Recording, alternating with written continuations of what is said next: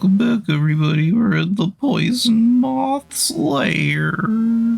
Welcome back, everybody. We're going to talk about how helicopters shouldn't exist in the modern society.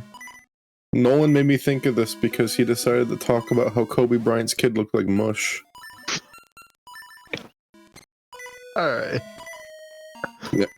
Am I fucking wrong? I mean, I was just saying body pictures were released, but... Yeah, the helicopter kind of did what Gus's body did when he died. Anyway. Helicopters still look like, to me, like those stupid futuristic flying machines from the early 1900s where it's like people running with like 10 feet high of multiple wings. Or like they're on a bike and there's an umbrella going up and down and they're like, this will fly if you go fast enough. That's what helicopters still to me. It's just a giant blade on top of where you sit with a little blade in the back so you don't just spin with it. I mean, that sounds right. Of course there's going to be a shit ton of crashes and issues with it. It's literally just waiting for an issue to happen. We live in a world where Harrier jets fucking exist and people still not only choose to ride helicopters, but some people like them. Some people even prefer them. Harrier jets are bitchin'. They're a plane that can vertically take off and land. That's cool. And they have afterburners and go... A helicopter, you're just in a carriage that there's a good chance it's just gonna spin out and fucking blow up. Oh, you got grabbed.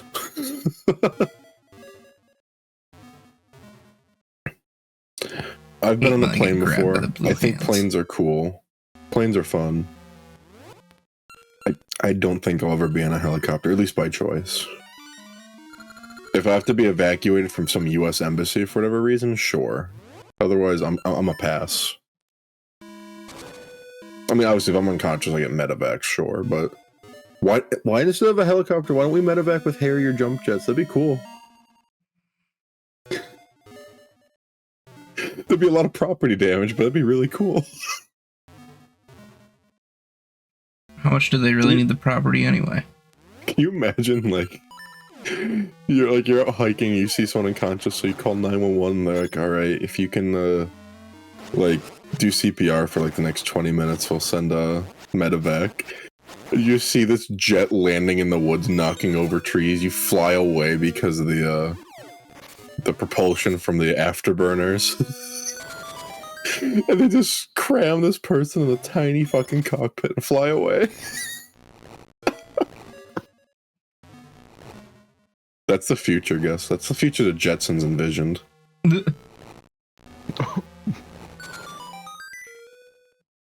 Can we talk about, like, how... Alright, I know it's been, like, 22 years at this point, right? Yeah. But how insensitive is it that we still have a football team called the New York Jets? Oh, as if they're newfangled and still fucking cool.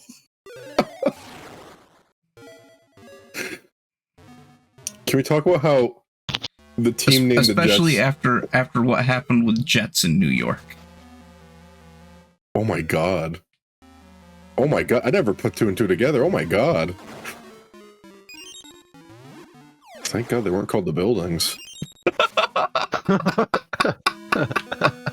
That would have been a PR nightmare. Like, we got rid of the Washington Redskins. We're keeping the New York Jets. Well, okay, to be fair, Redskins a slur and Jets are just lame for a team name. And it's a good track record because that team's pretty fucking lame too. Even if you don't know football, you know they suck. Before I even got into football, I always knew, yeah, the Jets sucks. My childhood friend, one of my neighbors, was a super big Jets fan. Because, like, I guess, like, his grandpa was, like, there for, like, from, like, day one, living near New York or whatever. It's like, that's still fucking lame, man. That's cool you share with your grandpa, but that's fucking lame. Could it be the Giants, or not the Jets? You know what's a bitchin' football team name, Gus? the Ravens because they're named after Edgar Allan Poe. That's pretty fucking cool. That is pretty sick. I don't know if you knew that. Did not. It's because he was from Baltimore, and they're like, "Here, quoth the Raven, Lamau."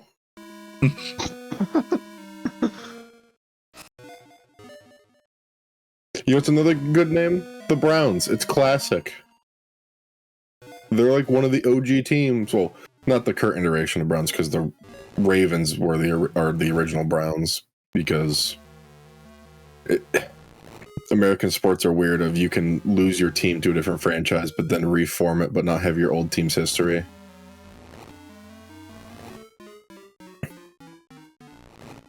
Gus, Sports are weird. Doing?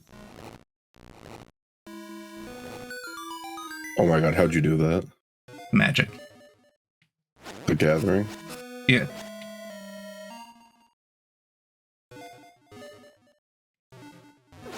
Can we talk about how... So they had a naming contest for the former artist known as the Washington Redskins. They had like a whole naming contest like a year or two ago. Yeah, because they didn't get their new name until like literally last year. They were just called the Washington football team for a minute. I'm gonna look up like some of the candidates for names. There's a few I remember.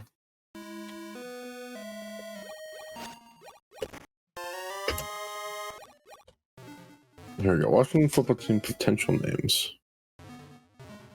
Okay.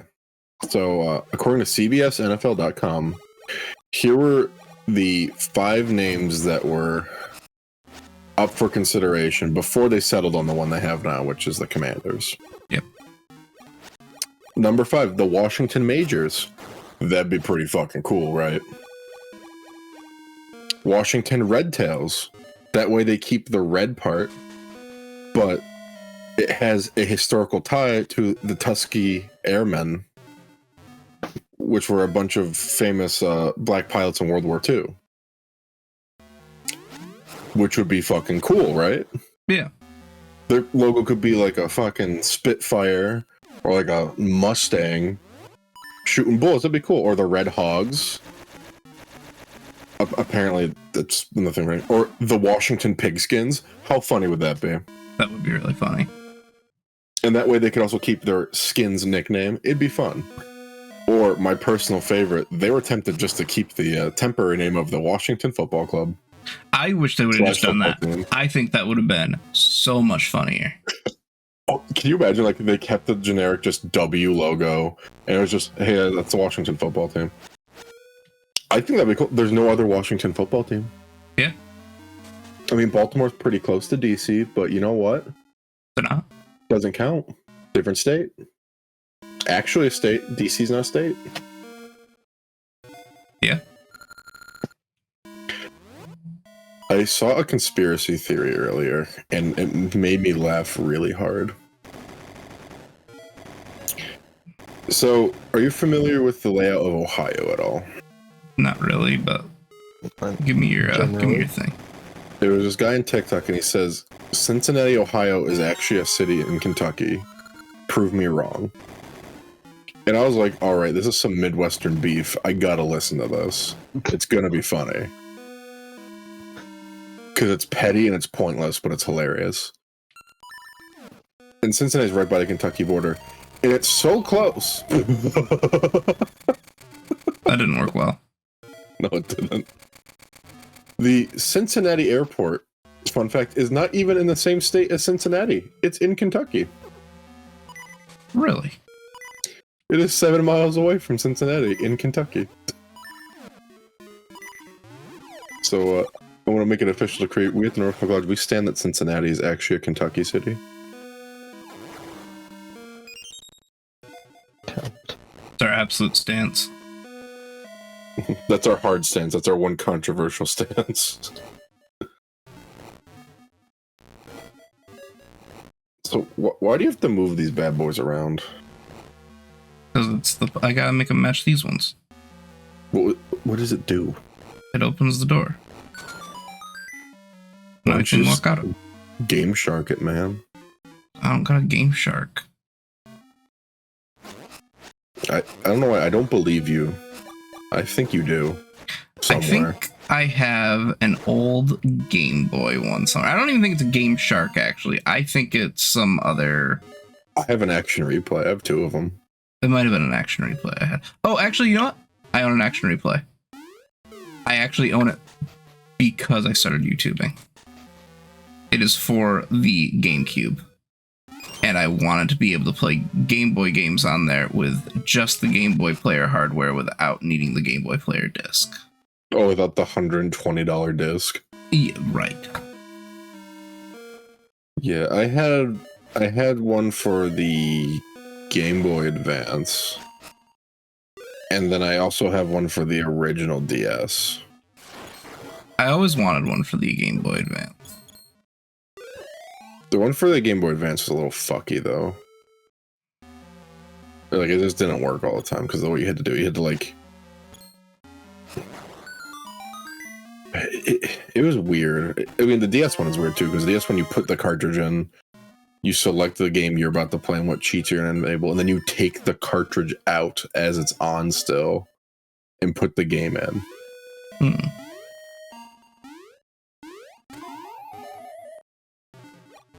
And then, like, the game will load up with your cheats.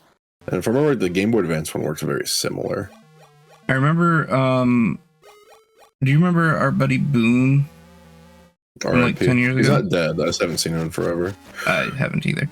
He had one for a DS, and I remember using it to get the event items for Pokemon Diamond and Pearl. Which is why I had an Arceus and a Darkrai. Yeah, I used my one for the Game Boy to get those, like, Toys R Us event items. Yeah. Or, like, if I remember, because at the daycare I used to go out, a lot of kids wanted legendary Pokemon, but they either just couldn't get it, because couldn't figure it out, or, like, somebody would rip them off or whatever. As they should. Dumb kids. So I'd be like, yeah, let me just make it so everything in, like, Route 1 is, like, an Entei. I got you.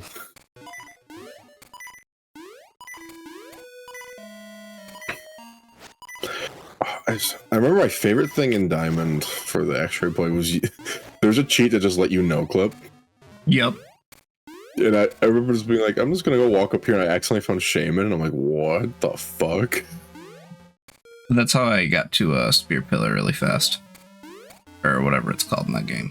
And there's a couple items in Diamond that you physically cannot get without no clip. There's a couple that are just in rocks or like way off screen where a player could possibly go, and it's like, okay, cool, why is there an ether out here? Like, it's really cool that you put a great ball inside of this rock, but why? No. Nice job, Gus. Nailed it. You found the compass. It'd be funny if you missed a trampoline and you just died. Right? I've never gotten to use any cheats for anything. Never used cheat codes? You're too busy wanting to watch Dragon Ball Kai, but didn't have cable. It's funny, because around the time that happened, I was using a cheat code in Dragon Ball Z Legacy Goku. Because that first Legacy Goku game is a pain in the dick. So I turned on Infinite Lives. Or Infinite Health, or whatever the fuck it was. Oh, I remember you doing that. When I was like, Gosh, I don't understand. God, I want to hear Bit Crush Vegeta so bad now. Can't go out.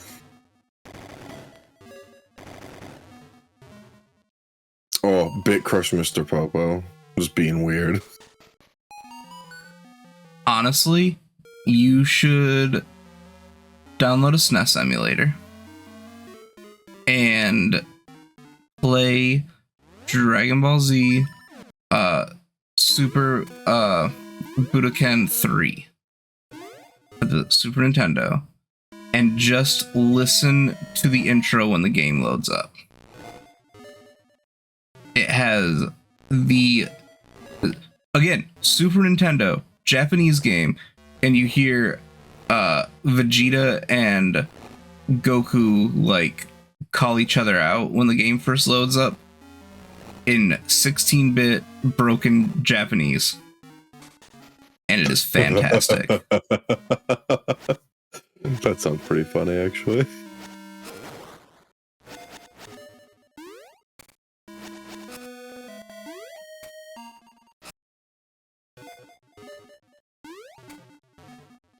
So you guys excited for the massive world war that's going to be breaking out in Africa soon?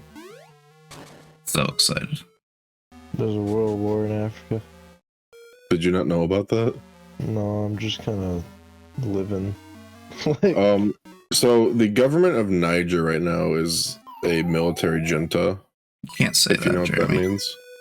I can say whatever the fuck I please. So essentially, they had a military coup take out the quote-unquote democratic government. It was, I think it was democratic. It was just shady as fuck. Like, half of them are. And so the military's like, all right, Lamau, bye. And the UN's like, hey, you need to restore the actual government and not have this coup run the country, please. And Cameroon and a couple other countries were like, hey, if you don't do this soon, we are going to invade you to reinstate the old government. Because you're our neighbor and we don't want this shit as our neighbor. To which Niger said, 1v1 me, scrub lord, I'm ripped.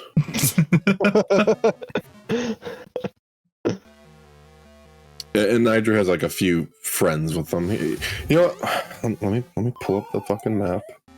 I might as well keep my browser open.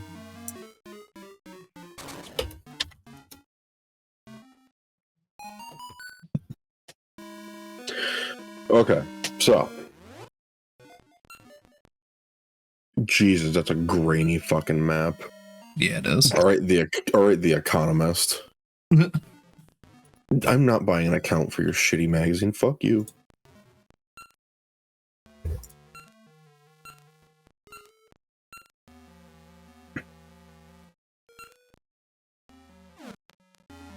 Okay.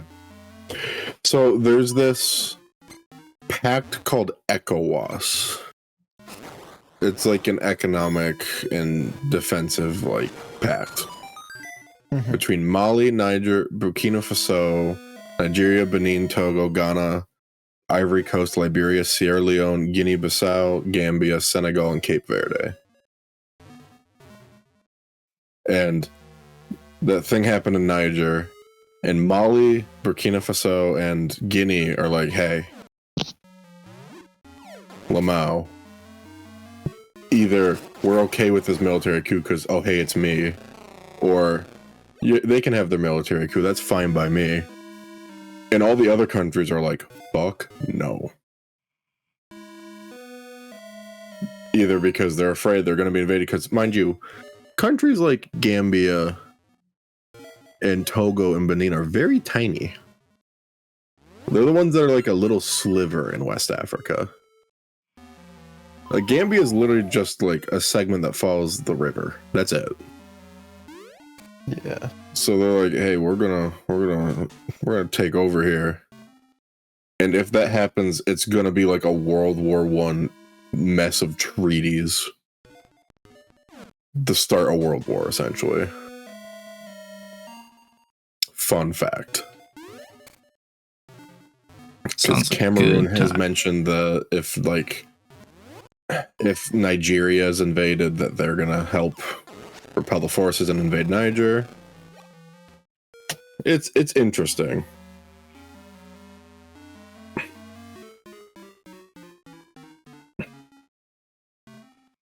You know what's not interesting? What? Fucking hands. Fucking grab hands. I'm sorry, are you playing a game? I'm currently looking at geopolitical maps of Africa.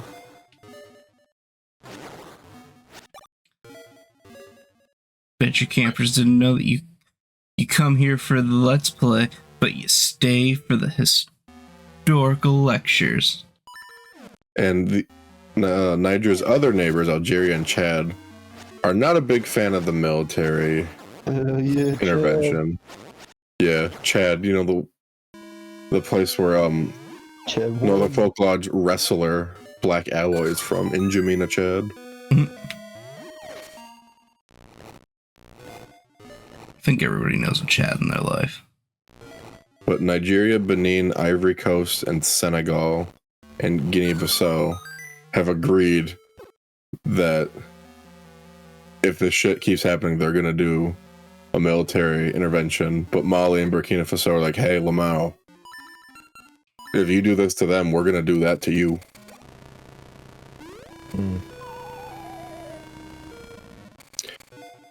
You want to hear something terrible but very interesting about a name that's in a lot of countries? It's really fucked up.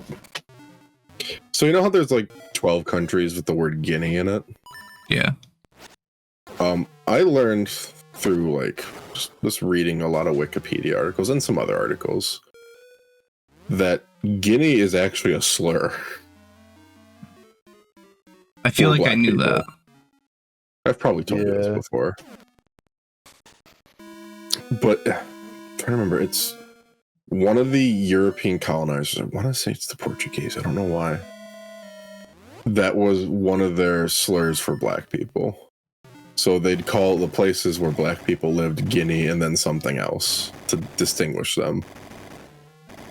But the cool part about language is over time it evolves and meanings change. I mean, at least they were trying to distinguish. I mean, let's say there's like green people. And let's say like a slur for green people was like sewer. It'd be like, cool, there's sewer Senegal, there's sewer Australia, there's sewer Southeast Asia, there's God damn it, like sewer Caribbean.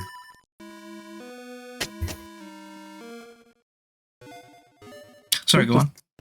It's just interesting. Language is interesting because stuff that is offensive will stop being offensive, and sometimes it flip-flops back and forth.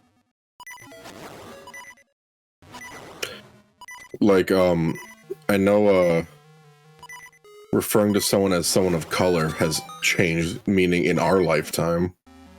Oh, yeah. That used to be, like, a terrible thing to say to people. And now it's one of the preferred ways to refer to for some people, not for everybody. I remember when I first heard the term person of color, I'm like, is that like a federal government classification from the 60s? Oh my god.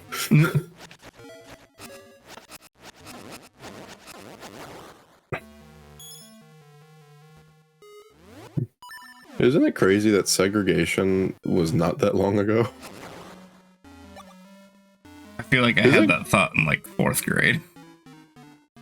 Isn't it crazy that World War II was only like 80 years ago?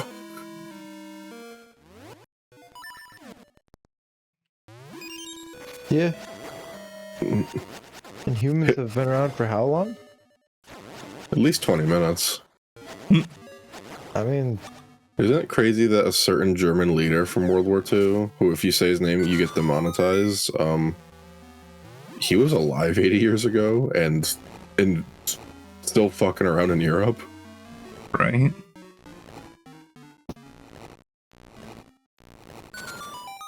It's really weird to, like, if you overthink about it, it's weird to think about it. It's like, oh yeah. There are people alive who were alive before World War II happened. that's what you kind of do when you sit out in the water chair, when you're lifeguard. Just kind of like ponder the questions of the world. And then at some point you just go, wow, I'm gonna die one day and nothing's gonna matter. Like, well, if it makes you feel better, it already doesn't matter.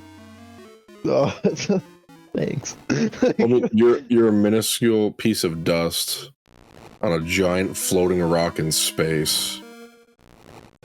And your time in history. But I gotta see how so One Piece small. finishes, you know? You're gonna die before One Piece finishes. Yeah, I fucking know. The writer of One Piece is going to die before One Piece finishes. I'm pretty sure the writer of One Piece has like a Bible made for if he dies or can't do it anymore so it can be continued. I believe you're right. he told a Make-A-Wish kid the whole plot, the entire thing. Oh my god, that's genius because the kid's gonna die anyway. And if the kid doesn't, he can be like if he spoil it, the guy was like, nah. Like I just said something to make him feel better, even if it is the actual ending. Fucking loading the gun when the Make-A-Wish kid survives. Oh my god. I wasn't saying he's gonna put him down. Oh my god. And on that note, next time on the Northern Folk Lodge.